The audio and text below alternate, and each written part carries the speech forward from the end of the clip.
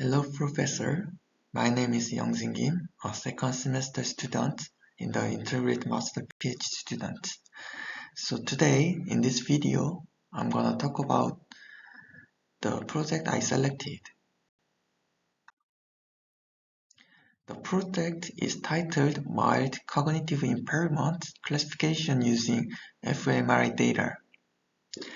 As the title suggested, this project focuses on classifying mild cognitive impairment using fMRI data. Let me first introduce the background of this project. Alzheimer's disease, commonly referred to as dementia in Korea, currently has no cure. However, Alzheimer's is often preceded by a condition called mild cognitive impairment, or MCI. As shown in the chart on the bottom left, diagnosing MCI early and treating. It can prevent its progression to Alzheimer's. There is also a low chance of recovery back to normal cognitive function.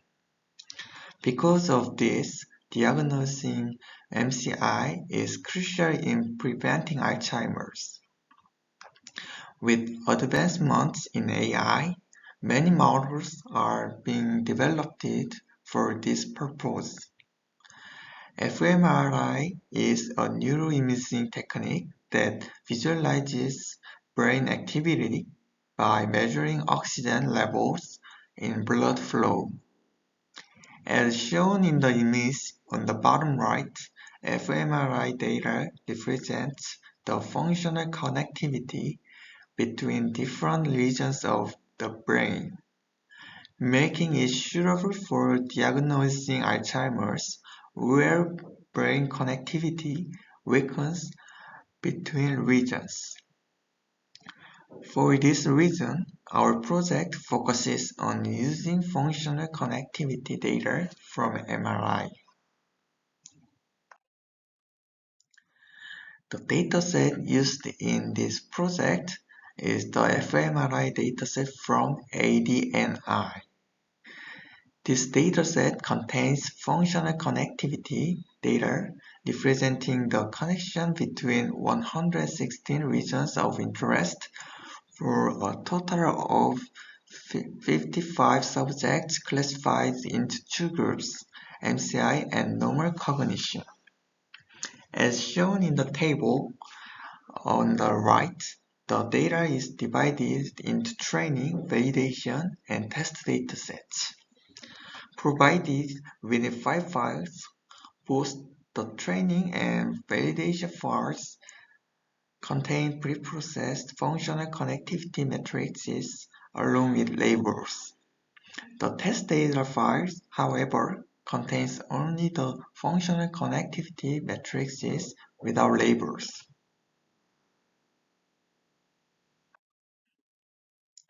The previous results are as follows.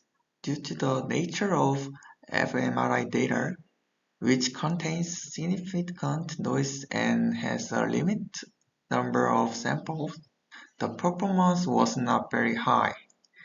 The goal of this project is to overcome this challenge and improve upon the baseline performance through various models and methods. Okay, now here is how I improved this method. First, I improved data preprocessing to ensure the model receives clean and standardized inputs. This involved several steps. I performed data type conversion and normalization. Specifically, I calculated the mean and standard deviation of the training data and applied the same normalization process of the training, validation, and test datasets. This ensured consistency across all datasets. To maintain normalization consistency, I used statistics derived only from the training data to normalize the validation and test data. This approach avoids data leakage and ensures the pre-processing aligns with practical deployment scenarios. Additionally, I modified the data pipeline to utilize batch processing through a data loader.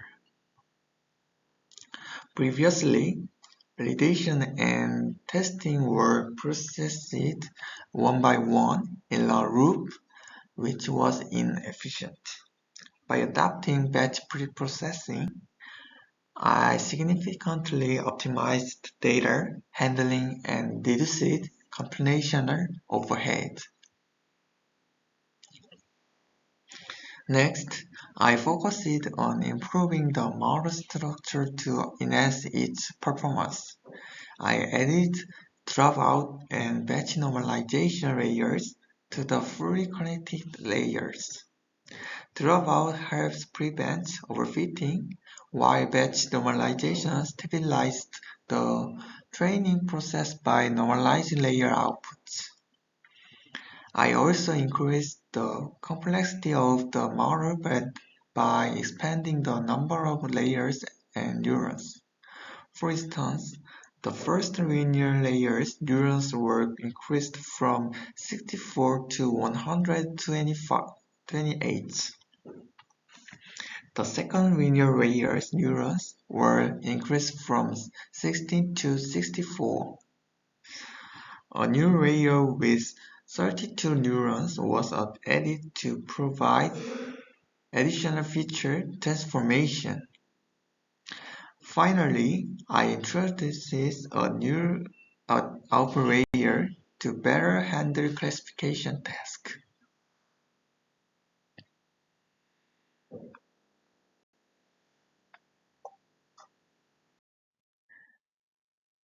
And then I changed the activation function.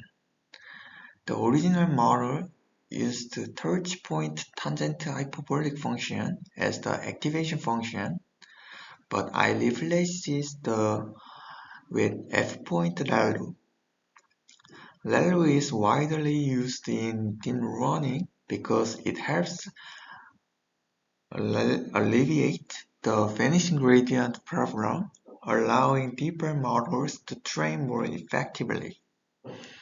It also speeds up running by introducing nonlinearity without computational overhead.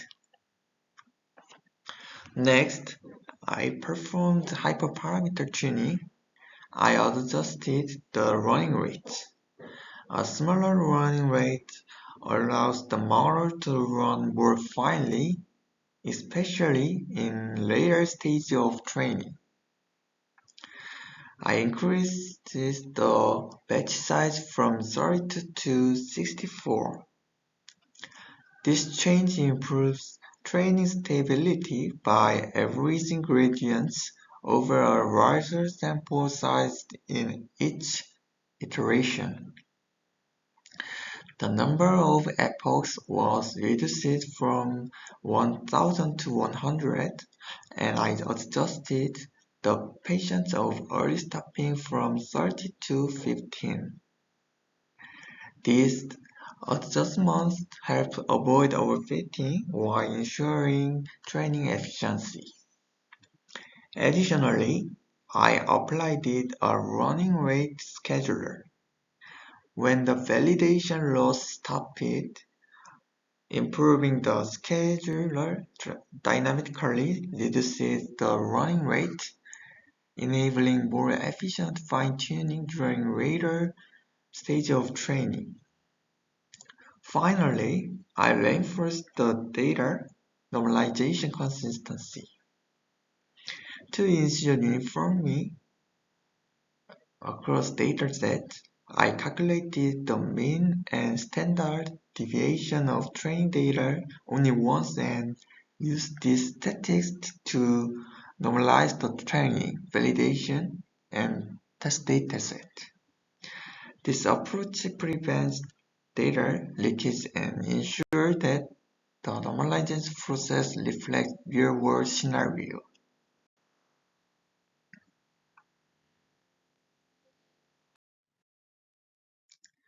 In the following results section, I evaluated the performance on the test dataset.